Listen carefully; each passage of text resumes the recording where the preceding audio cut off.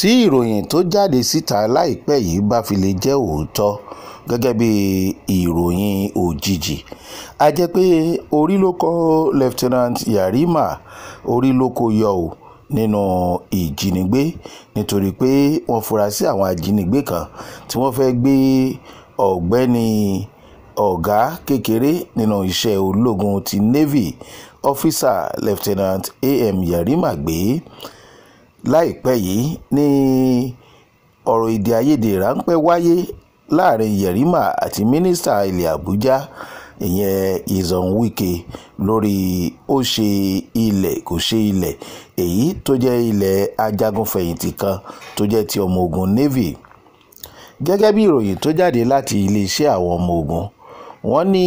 wọ́n ń tẹ̀lé Yarima. Àwọn kan tí wọ́n wọṣọ dúdú nínú mọ́tò Hilux ni wọ́n ń tẹ̀lé tí kò sì ní nọ́mbà. Mọ́tò yìí ò ní nọ́mbà rárá. Wọ́n ní mọ́tò yìí ni wọ́n rí wípé láti ibi Nicco filling station ní ìlú Àbújá ní sí ojú ọ̀nà express Gado Nasco Way ní ìṣẹ̀lẹ̀ ọ̀hún ti ṣẹlẹ̀, léyìí tí Yarima sì ṣe àkíyèsí tó wá lo ọgbọ́n ológun láti fi kúrò nínú ìwà ìjínigbé náà, pé ó maneuver ó fọgbọ́n ṣe, léyìí tí kò jẹ́ kí àwọn ẹni ibi amòòkùnṣìkà náà kan rí jí gbé. Gẹ́gẹ́ bí ẹnìkan ṣe sọ nínú ológun, wọ́n ní àwọn ẹni yìí pé wọ́n fẹ́ jí gbé láàrin aago 6:30 ìrọ̀lẹ́ ọjọ́ Sunday ní aago 6:30 ìrọ̀lẹ́ lọ́dún 16th November nírọ̀lẹ́ níṣẹ̀lẹ̀ náà ṣẹlẹ̀. Wọ́n wá ní ìwádìí tí ń lọ lọ́wọ́ o lórí àwọn èyí tí ó ṣẹlẹ̀ yìí, àti wípé ìwádìí ọ̀hún kò nílò wípé àwọn ń sọ gbogbo ẹ̀ fún aráàlú, nítorí pé ọwọ́ yóò padà tẹ àwọn amòòkùnṣìkà.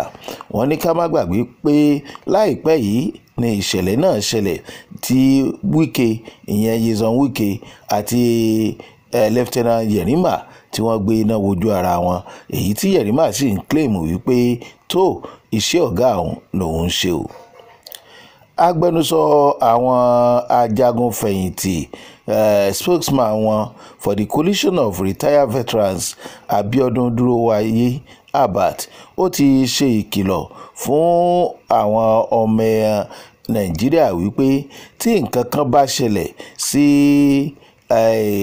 arákùnrin Yarima, pé gbogbo àwọn pátápátá tán ti jagun fẹ̀yìntì làwọn ò lu ìlú Àbújá pa ọ́ tí nǹkan kan bá ṣẹlẹ̀ sí Yarima. Ó wá tan ọ̀rọ̀ rẹ̀ níbẹ̀, ó tẹ̀ ẹ́ síwájú, ọ̀rọ̀ gbogbo ọmọ Nàìjíríà pátápátá àti àwọn tó wà lọ́fíìsì àtàwọn oníṣẹ́ ọwọ́ wípé Wike ó gbọ́dọ̀ tọrọ àforíjì ni o, nítorí wípé kò dára kí civilian kó kàn máa sọ ìsọkúsọ, yẹn ẹni tí kì í ṣe ológun kó máa sọ ìsọkúsọ tàbí yọ ọwọ́ èébú sí ológun tàbí ẹni tó wà nínú aṣọ tó ń dáàbò bo orílẹ̀-èdè yìí, torí pé irú ẹni tó bá ṣe bẹ́ẹ̀ ìlú ló ń sọ̀rọ̀ sí. Wọ́n ní báwo ni ẹni tó ń ṣiṣẹ́ tó wá bẹ̀rẹ̀ sí ní gbó ológun pé foolish ni, ṣé o mọ̀ wípé orílẹ̀-èdè Nàìjíríà lòun bá wí ni. Mínísítà tí ó rí sí ọ̀rọ̀ ààbò, Minister of Defence Muhammadu Badaru Abubakar ti sọ wípé kò sí nǹkan kan o tí yóò ṣẹlẹ̀ o sí Yarima. Ó ní gbogbo ọ̀nà làwọn ọmọ gbà dáàbò bo àwọn ológun àti ọmọ orílẹ̀-èdè Nàìjíríà. Ó sọ̀rọ̀ yìí níbi Armed Forces Remembrance Day celebration